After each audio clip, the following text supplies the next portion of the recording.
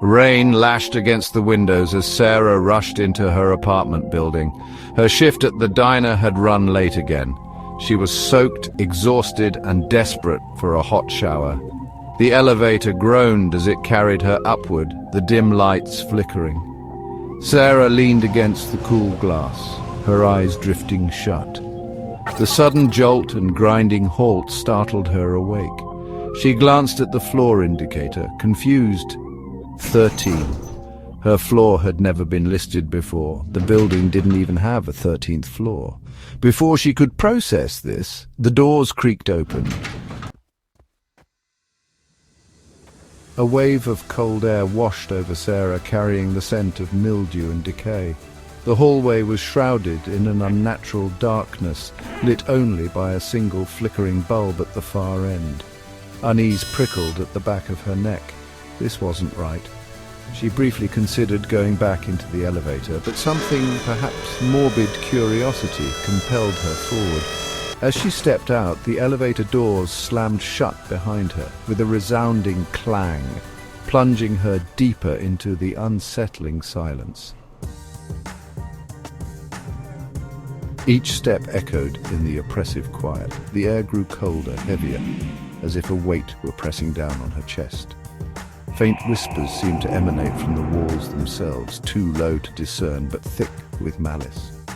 Shadows danced at the edge of her vision, gone as quickly as they appeared. Panic began to rise in her throat. This floor, this entire situation felt deeply unnervingly wrong. Her hand trembled as she fished out her phone, but the battery icon blinked red, taunting her with its emptiness. The whispers intensified, swirling around her like a malevolent wind. Sarah strained to make out words, but the voices remained just out of reach. Frustration warred with fear as she pressed on, each step an act of defiance against the unseen forces closing in. She noticed something on the wall, barely visible in the dim light. Scratch marks etched deep into the paint formed a single chilling word: run. A cold dread gripped her heart. She was not alone. More messages appeared as she continued down the seemingly endless hallway. Desperate pleas for help, frantic warnings, and chilling accounts of entrapment, all scratched into the walls like cries for salvation. Each inscription added another layer of terror, painting a grim picture of the fate that awaited her. The temperature plummeted and the air grew thick with the smell of damp earth and decay. Sarah could feel her breath frosting in the air as a sense of overwhelming despair washed over her. She was trapped, lost in a nightmare with no escape.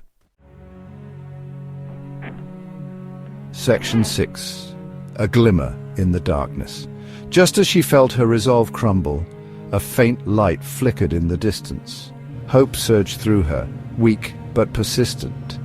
With renewed determination, she'd stumbled toward the light, her footsteps echoing in the oppressive silence. As she drew closer, the light resolved itself into a doorway, its outline shimmering faintly against the oppressive darkness. A way out? Or another layer of this terrifying illusion? With a deep breath, Sarah steeled herself and stepped across the threshold. Section 7, Face to Face. The room was small and bare, furnished only with a single rickety chair. The walls were cold and uninviting, their paint peeling away in long, jagged strips. The air was thick with a musty scent, as if the room had been forgotten by time itself. Every creak of the floorboards seemed to echo endlessly, amplifying the sense of isolation. And seated in that chair, bathed in an ethereal white light, was a figure. The light seemed to come from nowhere and everywhere at once, casting long, eerie shadows that danced on the walls.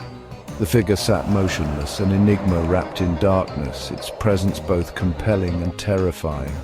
Its features were obscured by the shadows, but an overwhelming sense of dread emanated from it like a physical force.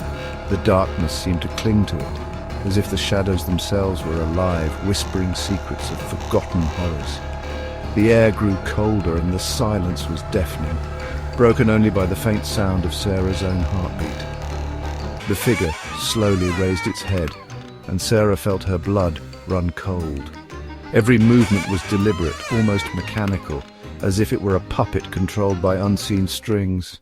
Her breath caught in her throat, and she could feel the weight of the figure's gaze even before their eyes met. Two eyes, glowing with an unnatural light, stared back at her. They were not the eyes of a human, but something otherworldly, filled with an ancient, unknowable wisdom. The glow was hypnotic, drawing her in, making it impossible to look away. Terror threatened to consume her, but something in those eyes, a flicker of sadness perhaps, kept her rooted to the spot. It was as if the figure was trying to communicate, to convey a message that transcended words. The mix of fear and sorrow in its gaze was a haunting reminder of the fragility of the human spirit, and Sarah couldn't help but feel a strange connection to the mysterious figure before her. Section 8. No escape.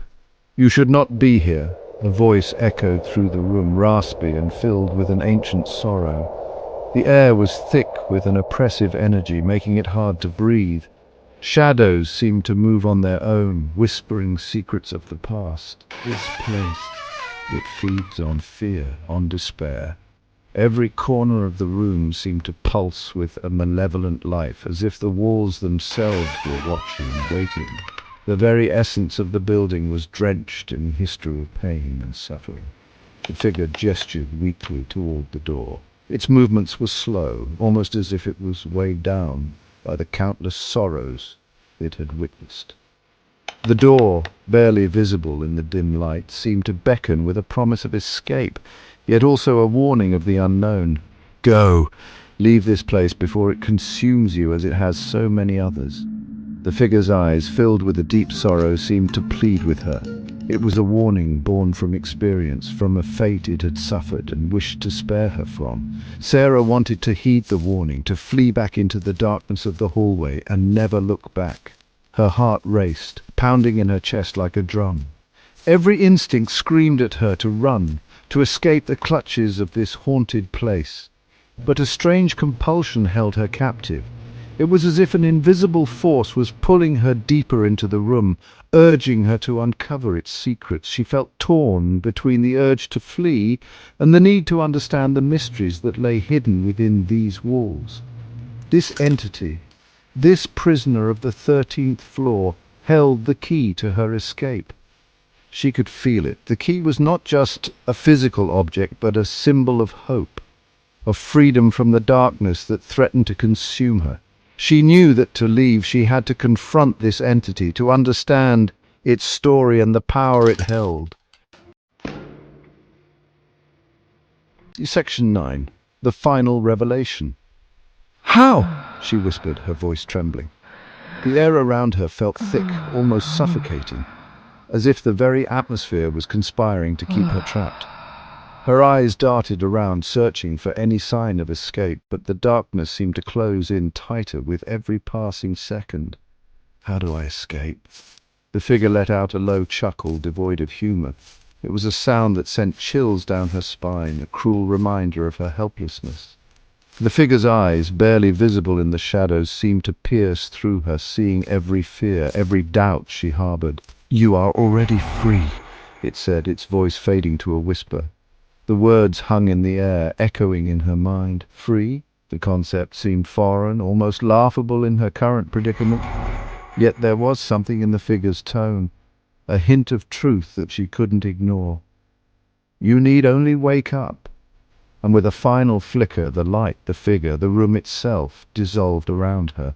The darkness swallowed everything, leaving her in a void of silence and uncertainty. She felt a strange pull, as if being drawn back to reality, but the transition was anything but smooth. Sarah jolted awake, gasping for breath. Her heart raced, and her mind struggled to catch up with the sudden shift from dream to reality. The cold metal of the elevator walls pressed against her back, grounding her in the present moment. The elevator was moving again, the familiar hum of its motor a welcome sound. It was a small comfort, a sign that she was back in the real world, away from the nightmarish vision that had gripped her so tightly. She was drenched in sweat, her heart pounding against her ribs. A dream, a hallucination. The lines between reality and illusion blurred, leaving her questioning her own sanity. Every shadow seemed to hold a threat, every sound a potential danger. As the elevator reached her floor, the events of the 13th floor played in her mind, a chilling reminder that some doors are best left unopened. The doors slid open with a soft ding, revealing the dimly lit corridor beyond.